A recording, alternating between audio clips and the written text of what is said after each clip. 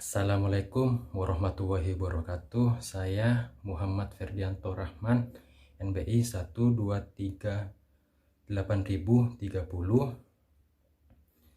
Prodi Ekonomi Pembangunan, Universitas 17 Agustus 1945, Surabaya. Saya akan menjelaskan tentang subtema Indonesia Maju. Untuk memenuhi tugas, Dr. Handes Widiatmo Eko Putro, MA, sebagai dosen pengampu mata kuliah Sosiologi Pembangunan kelas M. Indonesia atau juga disebut dengan Negara Kesatuan Republik Indonesia adalah negara di Asia Tenggara yang dilintasi garis khatulistiwa dan berada di antara daratan benua Asia dan Oseania, serta antara Samudra Pasifik dan Samudra Hindia. Indonesia adalah negara kepulauan terbesar di dunia yang terdiri dari 17.504 pulau. Nama alternatif yang dipakai adalah Nusantara, dengan populasi mencapai 270.203.917 jiwa pada tahun 2020. Indonesia menjadi negara berpenduduk terbesar keempat di dunia dan negara berpenduduk muslim terbesar di dunia dengan penganut lebih dari 230 juta jiwa. Menurut Kominfo, pemerintahan Joko Widodo dengan Kabinet Kerjasama memiliki komitmen kuat untuk membangun Indonesia secara menyeluruh, adil dan merata, selaras dengan semangat nawacita pembangunan ditunjukkan untuk mewujudkan kedaulatan politik, kemandirian ekonomi, dan kepribadian di bidang kebudayaan. Dalam 2 tahun pemerintahan Presiden Jokowi dan Wapres Yusuf Kala, berbagai program pembangunan telah dilaksanakan sebagai program jangka menengah dan jangka panjang. Keberhasilan pembangunan tentu belum bisa dilihat secara utuh, akan tetapi program pembangunan yang telah dan sedang berjalan jelas menunjukkan dampak positif pada kehidupan masyarakat. Perbedaan nyata di era pemerintahan Presiden Joko Widodo dan Wapres Yusuf Kala, pembangunan tidak hanya berpusat di kota, namun justru dimulai dari pinggiran. Selain untuk menjembatani kesenjangan antar wilayah, hal tersebut juga dimaksudkan agar pembangunan dapat secara langsung meningkatkan kesejahteraan masyarakat perdesaan, khususnya di daerah tertinggal, terdepan dan terluar. Sebagai lembaga yang melaksanakan tugas kehumasan pemerintah atau Government Public Relation, Kementerian Komunikasi dan Informatika perlu menyampaikan informasi mengenai capaian pembangunan yang telah dilakukan pemerintah kepada masyarakat. Hal tersebut sebagai upaya melaksanakan kewajiban pemerintah untuk menyampaikan program dan kebijakannya, serta di sisi lain memenuhi hak untuk tahu masyarakat atas kinerja pembangunan yang dilakukan. Dalam 2 tahun pertama pemerintahan 2014 sampai 2016, Presiden Joko Widodo dan Kabinet Kerja telah melaksanakan berbagai program pembangunan sesuai dengan rencana pembangunan jangka menengah 2015 sampai 2019 dan agenda nawacita. Namun demikian, tidak seluruh elemen masyarakat mengetahui bahwa dalam 2 tahun telah banyak keberhasilan pembangunan yang dicapai. Direktorat Jenderal Informasi dan Komunikasi Publik Kementerian Komunikasi dan Informatika berinisiatif menerbitkan buku nawacita Meretas Indonesia Maju. Buku ini diterbitkan guna memberikan informasi kepada masyarakat tentang pelaksanaan berbagai program pembangunan di berbagai wilayah, serta tanggapan masyarakat tentang manfaat program. Mengingat jumlah dan jenis program pembangunan yang telah dilaksanakan pemerintah sangat banyak, serta wilayah Indonesia sangat luas, maka tidak seluruh program dan wilayah dapat tercakup dalam buku ini.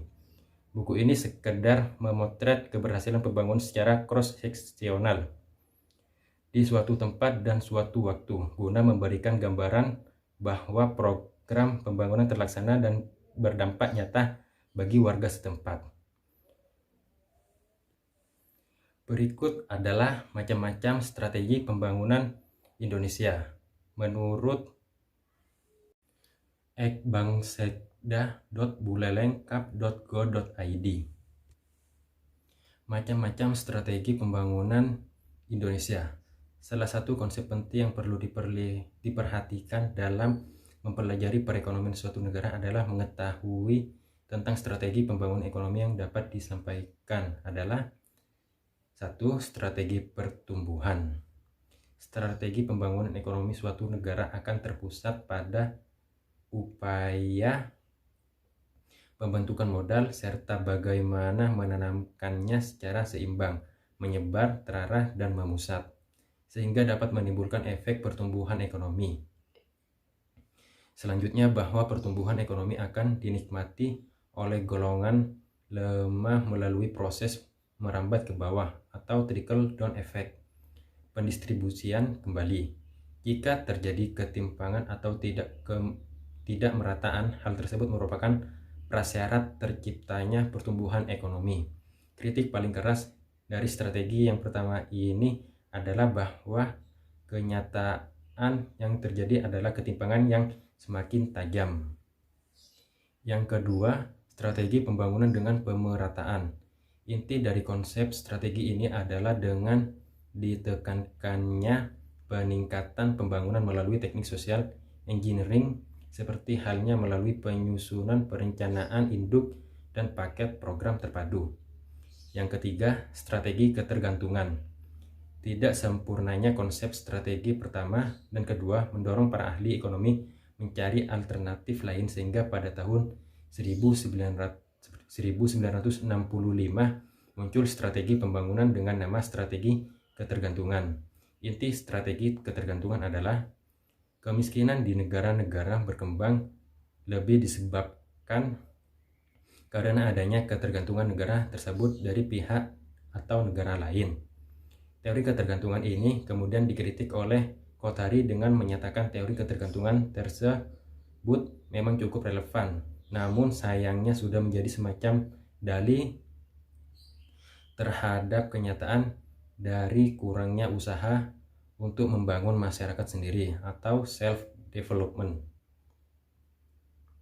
Yang keempat, strategi yang berwawasan ruang. Strategi ini dikemukakan oleh Myrdal dan Hirschman yang mengemukakan sebab-sebab kurang mampunya daerah miskin berkembang secepat daerah yang lebih kaya atau maju. Menurut mereka, kurang mempunyai daerah miskin berkembang cepat daerah maju dikarenakan kemampuan atau pengaruh menyetor dari kaya ke miskin atau speed effects lebih kecil daripada terjadinya aliran sumber daya dari daerah miskin ke daerah kaya.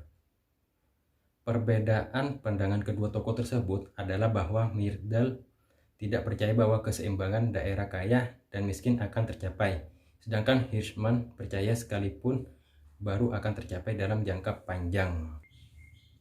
Yang kelima, strategi pendekatan kebutuhan pokok. Sasaran dari strategi ini adalah menanggulangi kemiskinan secara massal. Strategi ini selanjutnya dikembangkan oleh Organisasi Perburuhan Sedunia pada tahun 1975 dengan menekankan bahwa kebutuhan pokok manusia tidak mungkin dipenuhi jika pendapatan masih rendah akibat kemiskinan yang bersumber pada penciptaan lapangan kerja, peningkatan kebutuhan pokok, dan sejenisnya. Menurut saya, pembangunan infrastruktur menjadi hal yang pertama diperbaiki dan kualitas sumber daya manusia juga ditingkatkan sehingga menjadi lebih baik. Pemerintahan saat ini sudah banyak melakukan pembangunan infrastruktur, contohnya pembangunan jalan di Papua. Dengan adanya infrastruktur dan kualitas SDM yang bagus, diharapkan akan membantu perekonomian negara dan menjadi pusat ekonomi dunia di masa yang akan datang. Sekian, terima kasih. Apabila ada salah kata, saya mohon maaf. Wassalamualaikum warahmatullahi wabarakatuh.